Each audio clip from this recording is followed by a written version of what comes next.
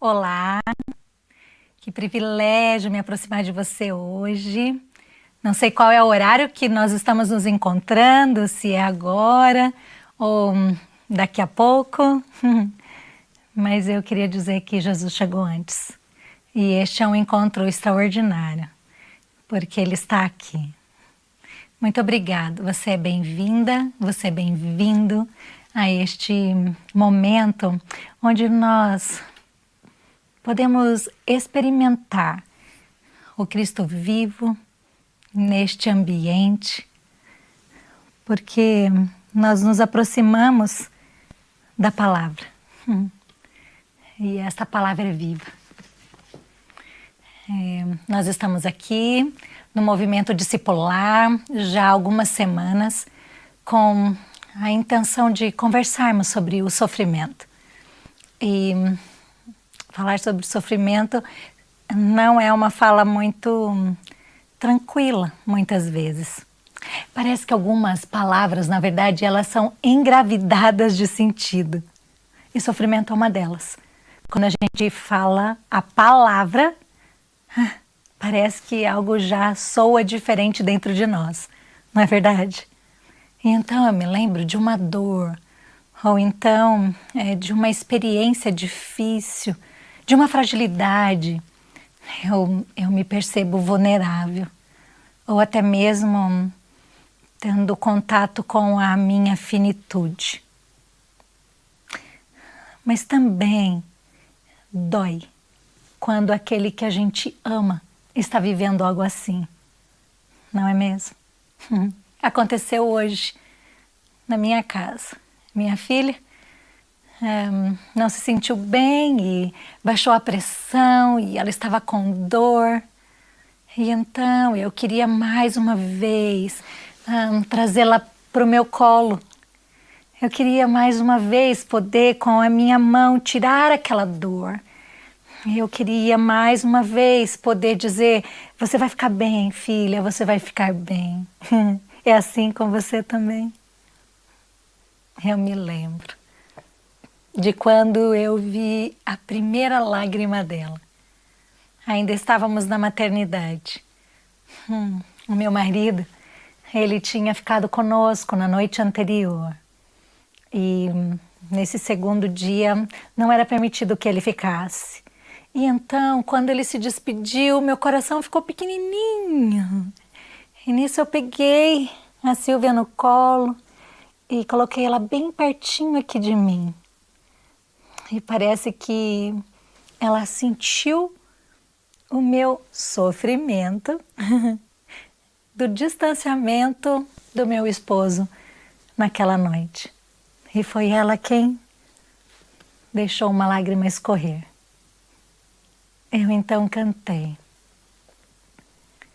Ele é dono da chuva, do céu e do ar. É Senhor da alegria, da dor, do chorar. Ele é dono dos montes, do céu e do ar. É Senhor da Silvinha, das preces, dos hinos. Ele é meu e também teu, Senhor. Eu acho que eu estava embalando, na verdade. Foi essa menininha também que 3 anos depois chegou chorando na cozinha. Nós estávamos na casa de amigos e eu deixei ela dormindo um pouquinho mais e dali a pouco ela chegou mais ou menos assim: "Oh, mãe, você não diz que pessoas precisam de Deus e pessoas precisam de pessoas? Por que você me deixou sozinha?" E então eu fui e abracei a pequena e disse: filha, a mamãe não quis te deixar sozinha. Mamãe só queria que você dormisse um pouquinho mais. Que especial esse tema de hoje, os relacionamentos. Especial demais pensar que no contexto do sofrimento, as nossas relações podem ser ressignificadas. É justamente no ambiente da dor. E falando em ambiente da dor, eu queria lembrar um conceito muito especial. Em 1967, ele foi cunhado por Cicely Saunz, dor total. Ela diz que, como ser humano, nós sofremos biopsíquica, social e espiritualmente. Aliás, esse conceito vem ao encontro do que a Organização Mundial da Saúde preconiza, que saúde é bem-estar biopsicossocial e espiritual. Uau! Então, eu venho deste ambiente, do ambiente da capa, do ambiente da capelania, para dizer para vocês, e talvez para mim mesma, que o sofrimento, ele é integral.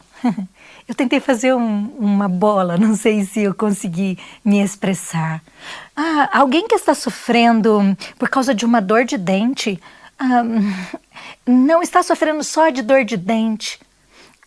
Aquela experiência do sofrimento há de afetar também, muito provavelmente, a sua disposição emocional, que também afeta as suas relações, que também pode afetar, inclusive, a sua espiritualidade. Deixa eu me expressar melhor. A capa é um símbolo que foi cunhado também em 1800, mais ou menos, na França. Era um soldado. E numa noite muito fria, ele cavalgando pelas ruas, encontrou alguém em situação de rua. À época chamavam de mendigo. E por causa do frio, ele olha para aquela pessoa e dentro de si ele experimenta a compaixão. E então ele corta um pedaço da sua capa. E ao cortar um pedaço da sua capa, ele fica com o suficiente para se cobrir, mas também para que a outra pessoa pudesse se cobrir. Naquela noite, Martin de Tours tem um sonho. E diz a história que ele sonhou com Jesus. E Jesus dizia algo assim para ele: quando você doou esta capa, aquele que estava precisando, foi a mim que você cobriu. Uau! Martin de Tours, depois daquela experiência, voltou ao exército e se colocou disponível para entregar a capa, para acolher pessoas espiritualmente. Esta fala dele, este sonho, ele está respaldado na palavra em Mateus 25. Mateus 25, 36, corre lá. Diz assim: eu tive fome e deste-me de comer. Tive sede e deste-me de beber. Estava nu e me vestiste. Estava doente e você foi me visitar. Estava preso e você também foi me ver. Ou em uma outra versão, estava doente e você cuidou de mim. Você cuidou de mim. Martin de Tours, então, começou a cuidar espiritualmente daqueles soldados. E assim nasce a capelania militar no mundo.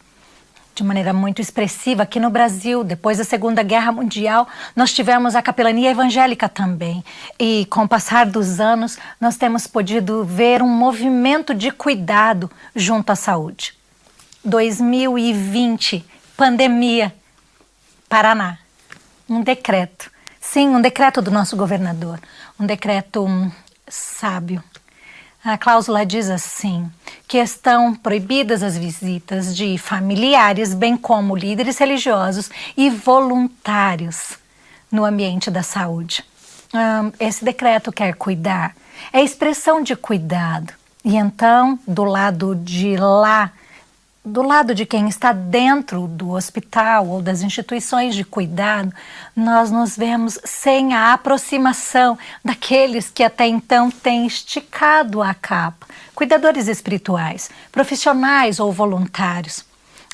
Este é um artigo da nossa Constituição, de que toda pessoa em regime de internamento, ela tenha direito à visita religiosa, assistência religiosa. Mas agora o nosso líder também está fragilizado, impedido de ir aonde está o doente. Você sabe do que eu estou falando?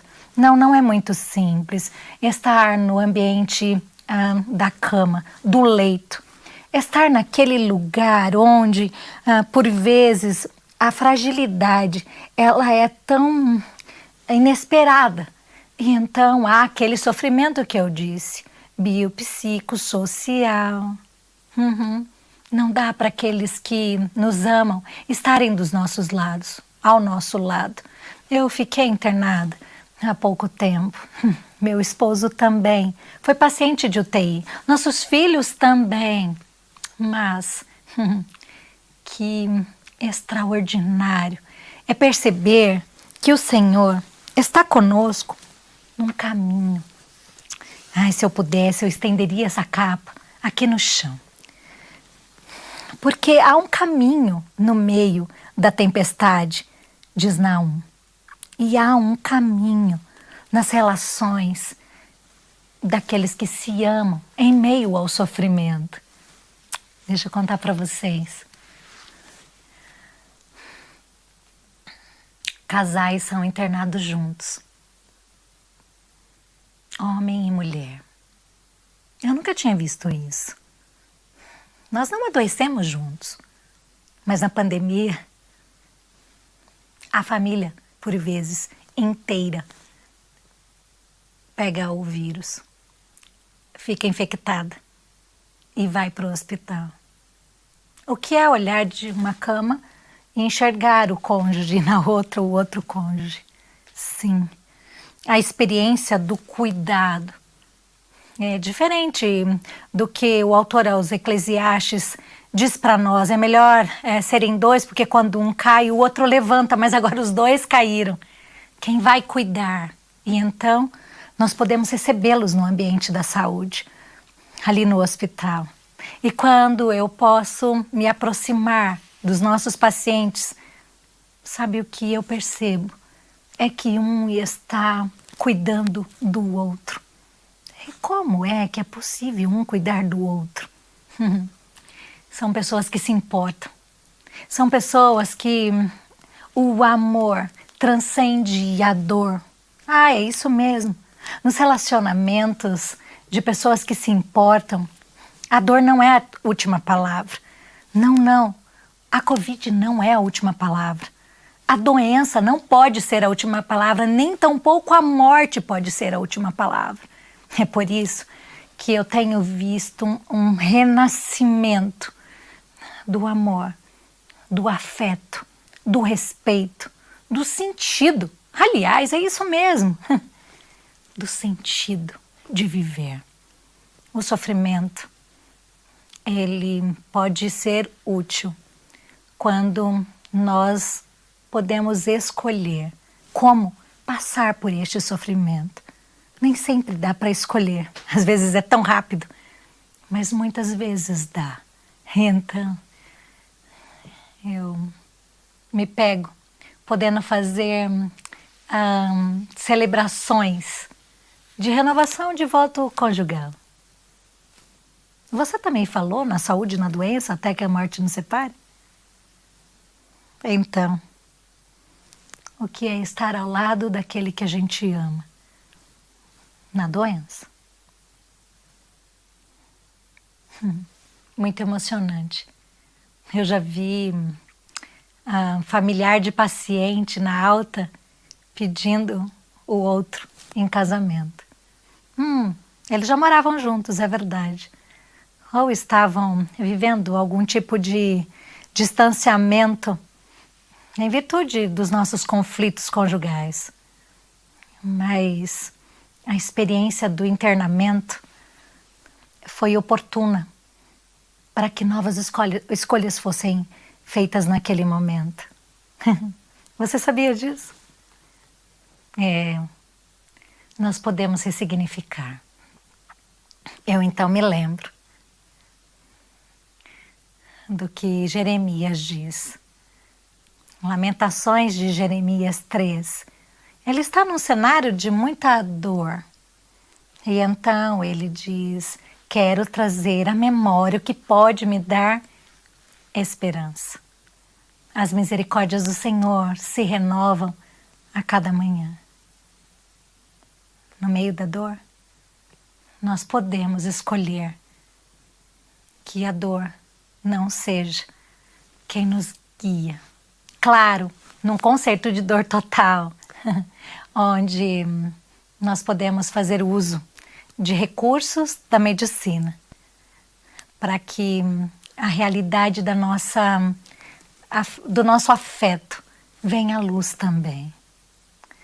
Como está sendo para você esta minha fala? Eu quero te dar alguns exemplos. Eu já falei da renovação dos votos. Mas quando eu pergunto para muitos pacientes o que ele gostaria, como você está? A grande maioria diz: eu gostaria de voltar para casa. Eu quero voltar para casa.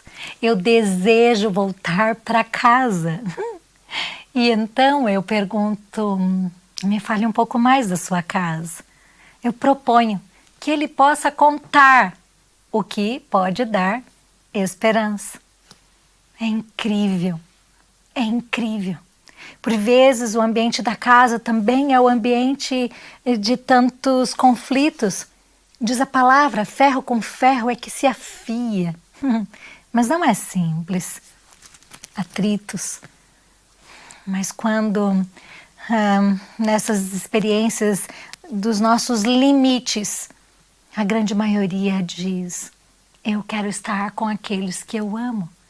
Eu quero estar com aqueles que me amam. Então eu cunhei algo. O amor, ele cura e engorda.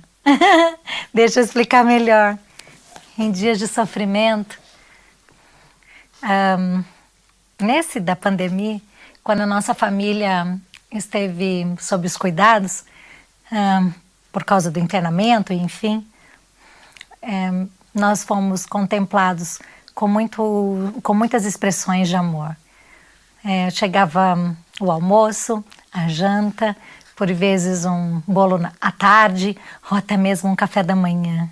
Meu Deus, como é impressionante! As pessoas que nos amam, em dias de sofrimento, elas amam de modo ainda mais abundante. Não é verdade? Nós queremos entregar algo da gente. E se a gente não pode estar, então nós queremos ajudar de alguma outra maneira. Não é verdade? O sofrimento é oportuno para solidariedade. Até rima. Começa com S também. E tem a ver com salvação, que tem a ver com sarar. Há um processo todo que acontece em meio ao sofrimento de sarar e de salvar. Como tem sido para você? Talvez você não possa abraçar pessoas que estão isoladas, mas talvez você possa expressar o seu carinho, possa expressar o seu afeto, lembrando quem o outro é. Isso também é bem interessante para mim. Por vezes as pessoas encaminham lá para a capelania um áudio ou um vídeo para que nós possamos, com o aceite da equipe multidisciplinar, acolher aquele paciente. E é muito interessante perceber que em 1 minuto, 2 minutos, 3 minutos, alguém poderia focar no amor. E então vai dizer o quanto a pessoa é importante, vai agradecer, vai elogiar, vai dizer do anseio por continuar a caminhada juntos. Já outras pessoas também, me parece, com o anseio de expressar o amor, elas dão comando. Por exemplo, Ei, obedece tudo que o médico está fazendo. Eu sei que você é teimoso, mas agora é hora de obedecer. É para ficar pronando, não é para ficar de outro jeito. E eu escuto e penso comigo, será que essa seria a melhor expressão? Se fosse a sua última ligação, o que você diria? O que diríamos? O sofrimento, ele pode suscitar o pior, mas também pode suscitar o melhor de nós. Eu me lembro das 6 palavrinhas diante de uma situação de terminalidade. Sabe quais são? Ou são 5? 1. Muito obrigada. Muito obrigada. Muito obrigada. Sim, nós podemos expressar para o outro gratidão. 2. Me perdoe.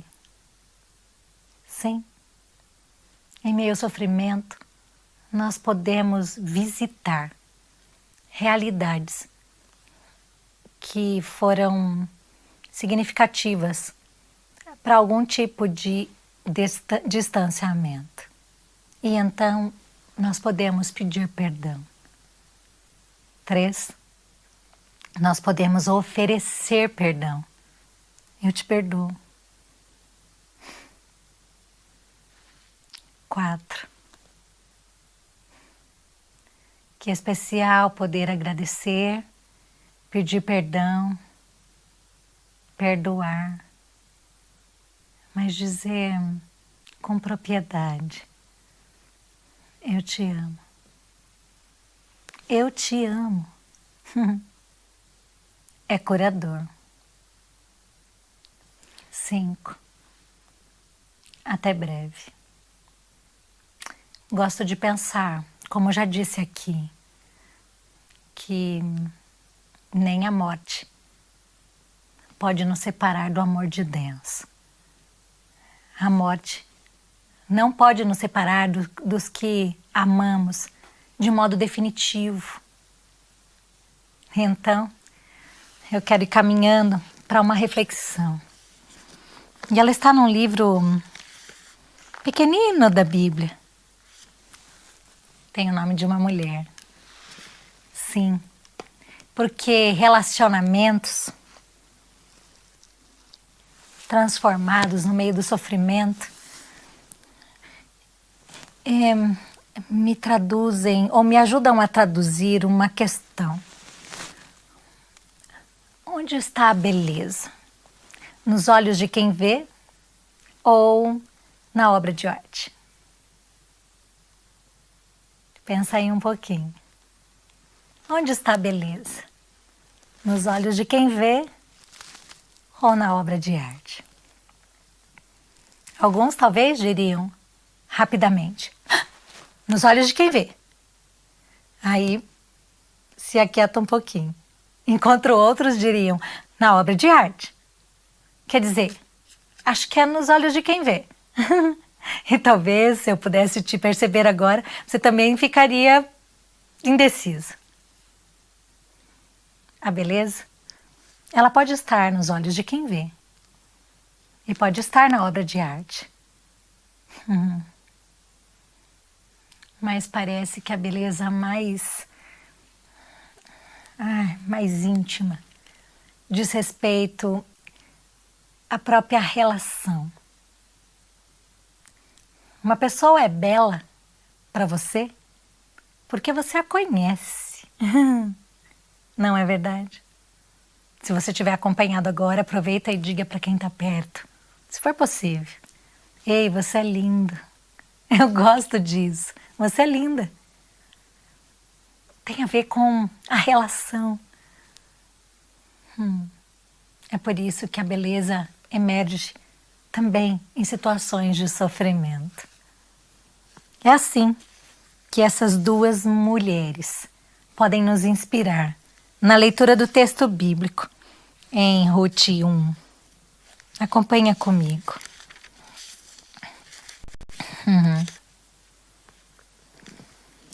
Nos dias em que os juízes julgavam, houve fome na terra de Israel. E um homem de Belém de Judá foi morar por algum tempo na terra de Moabe com a sua mulher e os seus 2 filhos. Este homem se chamava Elimeleque e sua mulher se chamava Noemi. Os filhos se chamavam Malom e Quilion, eram efrateus de Belém de Judá. Foram à terra de Moabe e ficaram ali. Algum tempo depois, Elimeleque, o marido de Noemi, morreu e ela com 2 mulheres moabitas. Algum tempo depois, Elimeleque, o marido de Noemi, morreu e ela ficou sozinha com os 2 filhos. Estes casaram com mulheres moabitas. O nome de uma delas era Orfa e o nome da outra era Ruth. E ficaram ali quase 10 anos. Depois morreram também Malom e Quilion, os 2 filhos de Noemi. E assim ela ficou sozinha, sem os 2 filhos e sem o marido. Uau! Sofrimento. Sofrimento integral, né? Sofrimento integral. Uma mulher viúva, sem os filhos. A gente nem tem nome para falar desse sofrimento. Quando os filhos perdem os seus pais, nós falamos que eles são órfãos. Mas e quando os pais perdem os seus filhos? Viúva. E agora, também com 2 mulheres viúvas. O cenário é bem delicado, muito difícil.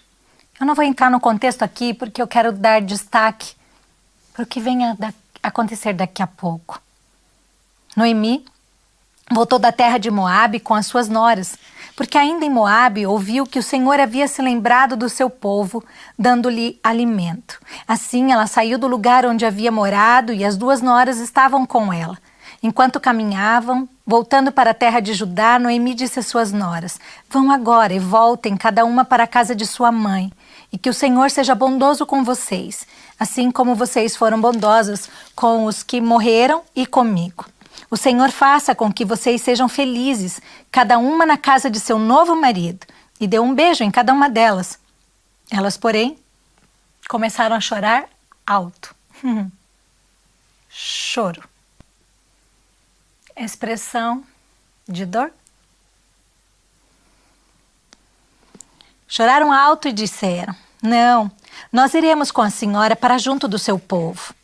Mas Noemi disse: voltem, minhas filhas, porque vocês iriam comigo? Vocês acham que eu ainda tenho filhos em meu ventre para que se casem com vocês? Voltem, minhas filhas, vão embora, porque sou velha demais para ter marido. E ainda que eu dissesse, tenho esperança, ou ainda que casasse esta noite e tivesse filhos, será que vocês iriam esperar até que eles viessem a crescer? Ficariam tanto tempo sem casar? Não, minhas filhas, a minha amargura é maior do que a de vocês, porque o Senhor descarregou a sua mão contra mim. Então, de novo, choraram em alta voz. Orfa, com um beijo, se despediu de sua sogra, porém Ruth se apegou a ela.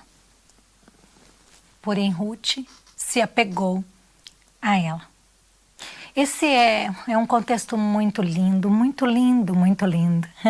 Vai até na contramão da nossa cultura. Sogra e nora podem ser amigas. Sogra e nora podem se amar.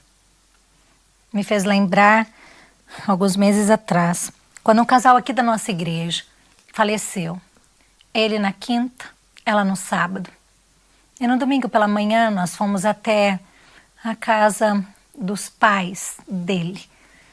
E um dos pastores aqui da igreja estava liderando esse nosso grupo com mais um casal de diáconos muito queridos. E eles me pediram para acompanhá-los porque nós tínhamos um desafio. Contar para a filha do casal que seus pais tinham morrido. Eu tinha sido seu pai e agora sua mãe. E levá-la até o cemitério para a cerimônia de despedida da mãe. Como contar para uma menina de 6 anos que agora ela era órfã? Fui orar. E naquela noite, o Espírito Santo me lembrou da história de Esther. Eu vou contar porque eu já pedi permissão para eles. O nome da menininha é Estela. E então, Estela, ela me fez lembrar Esther, o livro da Bíblia, um outro livro, escrito por uma mulher. E Esther também traz em sua biografia a experiência da orfandade. Mas o sofrimento não foi a última palavra na vida de Esther. E você conhece essa história, não? Esther veio a ajudar tantos outros a também terem uma experiência de salvação.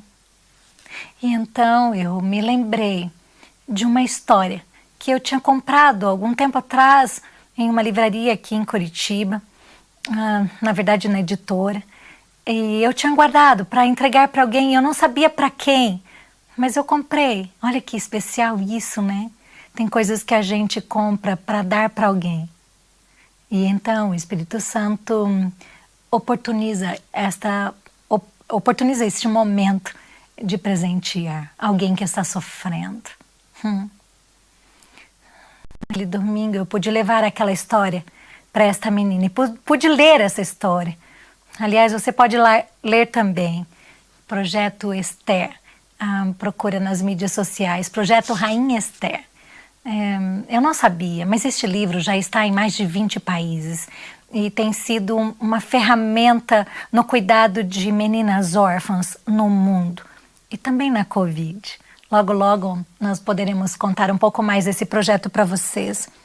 Fato é que quando chegamos naquela casa, nós começamos a cantar e nós cantávamos sobre a presença de Deus, o amor de Deus. E a mãe começou então a chorar e ela disse, a avó, né, da Estela, e ela disse, meu filho me mandou uma mensagem dizendo, mãe, eu estou bem, está tudo bem, logo logo eu estarei em casa. E então o pastor disse, é verdade, ele foi para casa. E depois ele confirmou que então a nora também tinha ido para casa.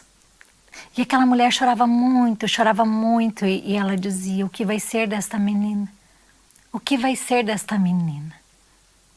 Em meio ao choro, nós experimentamos consolo. Consolo. Ao lado de quem está só. Solo de solo. Solo de sozinho.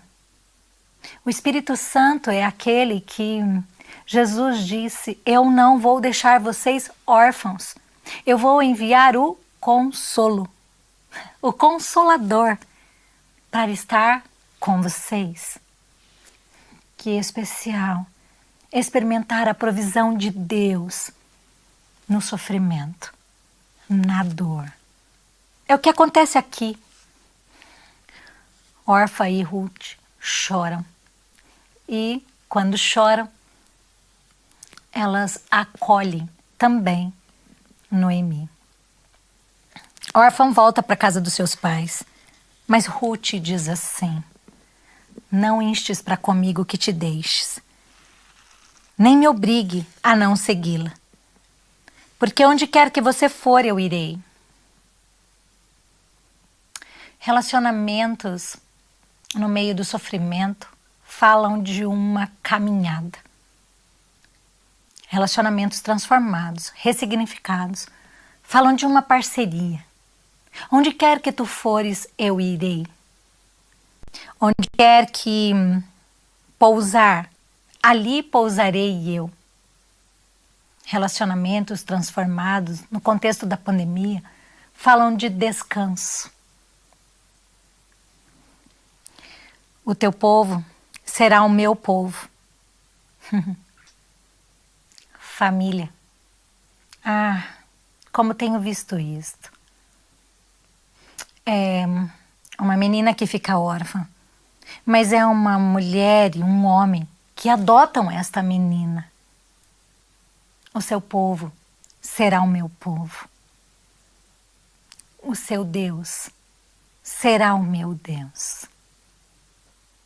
Que extraordinário perceber que o sofrimento nos convida a uma experiência transcendente.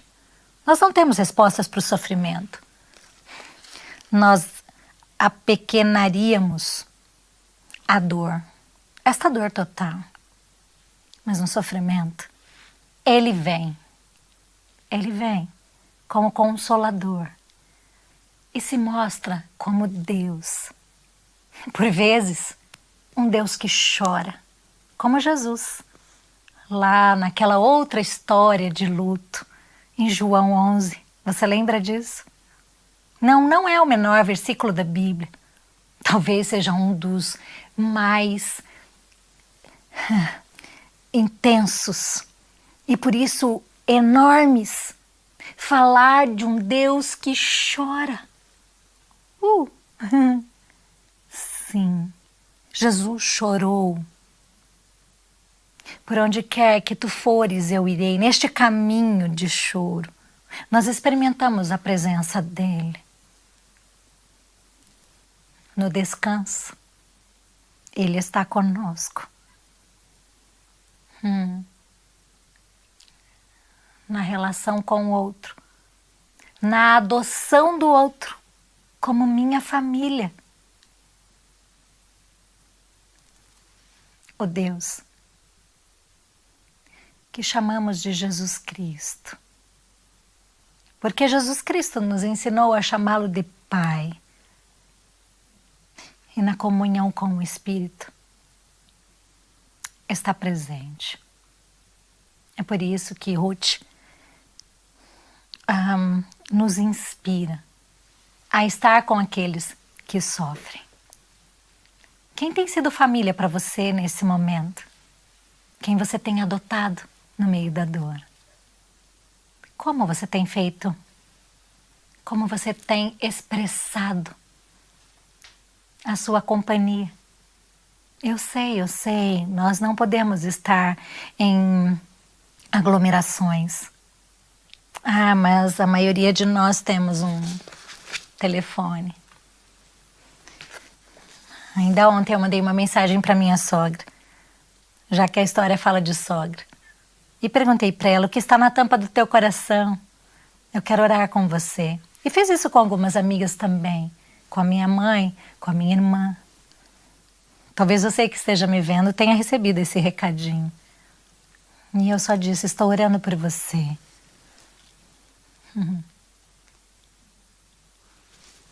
No meio do sofrimento, nós renovamos a aliança com o cônjuge. Se você tem essa experiência, mas com o outro, que pode ser da sua família ou não. Enquanto choramos e o fazemos derramando nosso coração diante de Deus, num país enlutado, nós podemos ser respostas das orações, respostas das nossas próprias orações. Talvez por isso o livro de Ruth não termina aqui. E a pandemia também não termina com 500.000 pessoas que já não estão mais conosco. Não. Este não é o fim. É cruel. Mas há uma perspectiva para nós. Nós falamos de ressurreição e vida. No livro de Ruth, você vai poder ler, porque estamos nesta aula bíblica, e você vai ver o que acontece. Ruth, em um momento da história, ela também usa... Ela é acolhida também. No primeiro momento, ela é quem acolhe. Mas no segundo momento, ela é acolhida. E ela pede para que Boaz coloque a capa nela. Isso é tão especial. Sabe por quê? Aqueles que curam, por vezes, somos curadores feridos.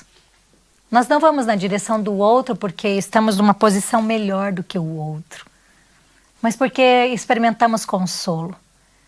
E parece que nós nos movemos em compaixão, porque o consolo é a companhia para aquele que está só. Mas a compaixão é a presença no sofrimento. E eu e você somos convidados a ser presença no sofrimento. Na história de Ruth, Boaz estende a capa sobre ela e vem a ser o seu marido. E Ruth, ela é elogiada pelas mulheres de Belém, porque ela dá um neto, segundo a leitura local, da cultura local, para Noemi. Noemi volta a ser uma mulher cheia de graça, porque alguém se importou, caminhou com ela, descansou com ela, escolheu ser uma com ela, escolheu ter o mesmo Deus que ela. Das experiências nesse tempo de pandemia são tantas, eu ainda queria pontuar pelo menos duas. Uma delas foi observando algumas técnicas em enfermagem, cuidando de uma paciente. Ela era uma das nossas profissionais também ali no hospital, uma médica. E quando eu cheguei para visitá-la, ela estava entubada, mas aquelas mulheres a tocavam com tanta generosidade, com hidratante, com creme, cuidavam dela com tanto afeto, que eu comecei a cantar naquele ambiente. Estávamos eu e mais um músico na capelania, porque aquele era um ambiente da graça do Senhor. Por vezes, nós podemos voltar a tocar o outro, que está pertinho de nós, com um creme, fazer um carinho, para que ele se sinta amado. Não, ele não precisa receber esse carinho só lá no ambiente hospitalar. Ele pode receber na sua casa. O que você acha disso? Mas eu me encantei em ver que aqueles profissionais da saúde não são apenas técnicos, mas cheios de compaixão. E eles expressam a compaixão no exercício da vocação. Eu poderia contar muitas histórias, mas queria concluir com as altas. Porque no meio do sofrimento, nós também temos vitórias. E quando eu vi o meu marido virando a esquininha da UTI, vindo para a área da enfermagem, uau! Meu coração pulsou mais forte. Ele estava recebendo alta. E assim, com todos e cada um daqueles pacientes que a gente pode dizer mais uma vez: obrigada, me perdoe, eu te perdoo, eu te amo e até breve. Alguns destes, o até breve, tem cheiro de eternidade. E são muitos que nós esperamos encontrar, reencontrar. Muitos destes, eu podia estar ao lado do leito, dizendo: até breve, irmão, até breve, irmã.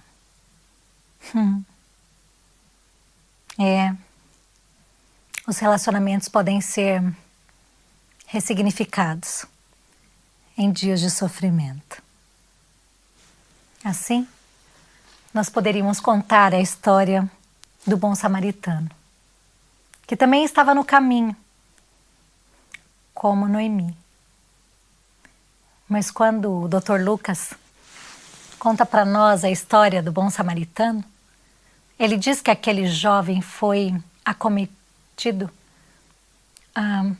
pela violência e foi tido quase morto na estrada. E então, no caminho, passam os religiosos, mas eles não podem oferecer algo para aquele viajante. doente, machucado. Até que passa um estrangeiro. E este estrangeiro o acolhe. E depois leva até uma hospedagem onde ele poderia receber melhores cuidados. Eu aprendi que a parábola traz a síntese de uma filosofia de vida. Na verdade, são 3. A filosofia dos ladrões é aquela que diz: o que é teu é meu. São pessoas que nos roubam, inclusive em dias de sofrimento. Elas encontram com a gente no caminho e nos esgotam. Nos esgotam com notícias, nos esgotam com a sua presença, nos esgotam com mau humor, nos esgotam com pessimismo. Elas nos esgotam.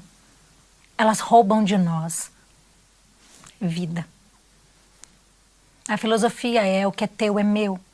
Então elas arrancam a nossa esperança, por vezes aquilo que temos.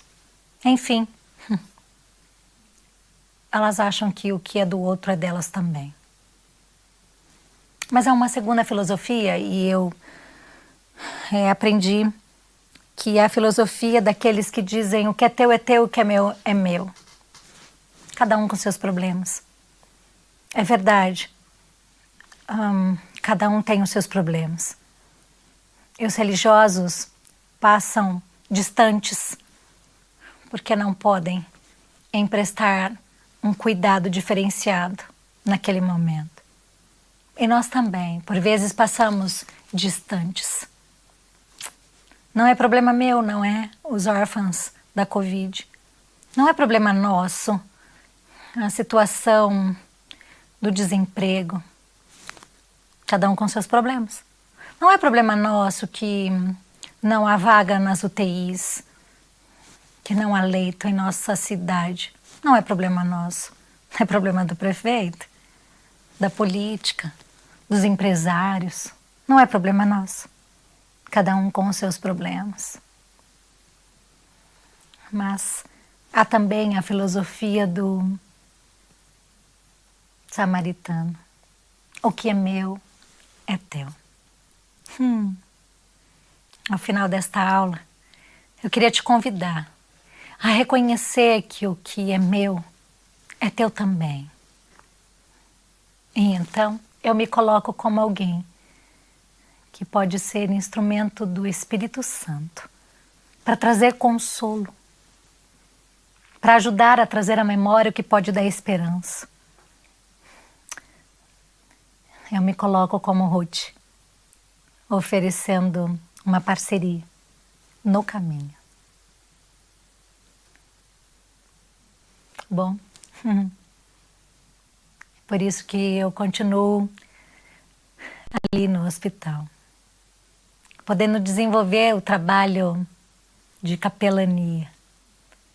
Mas capelania é uma experiência para todos nós. Em dias do sofrimento, reconheça o que você tem. E eu quero orar que você experimente esta roupa. Paulo, em Colossenses, diz assim: revestivos do amor, que é o elo perfeito. Que você esteja embrulhada no amor, embrulhado no amor, aquecido no amor. E então você possa ir ao encontro daqueles que sofrem. Ressignificando relacionamentos dentro de casa, no ambiente de trabalho. Só temos hoje para amar. Os seus horizontes de relacionamento, de exercícios da vocação de amar. A propósito, se não tiver amor, de nada valeria. 1 Coríntios 13, não é? Quando eu era menino, amava como menino, sentia e pensava como menino, agia como menino. Mas quando eu fiquei adulto, Paulo nos encoraja a amar como adultos. E amar como adultos é ir na direção do sofrimento. E é ressignificar a falta com a presença. Você é presença. Você pode ajudar pessoas em meio ao sofrimento. Érica, mas eu estou sofrendo. Somos curadores feridos. Chegará o momento em que você também poderá ajudar outras pessoas. E talvez essa seja a maneira mais significativa de cura. É quando nós também olhamos para quem precisa perto de nós e nos movemos em direção ao outro. Chore a sua dor, mas não fique sozinho. Eu queria orar por você.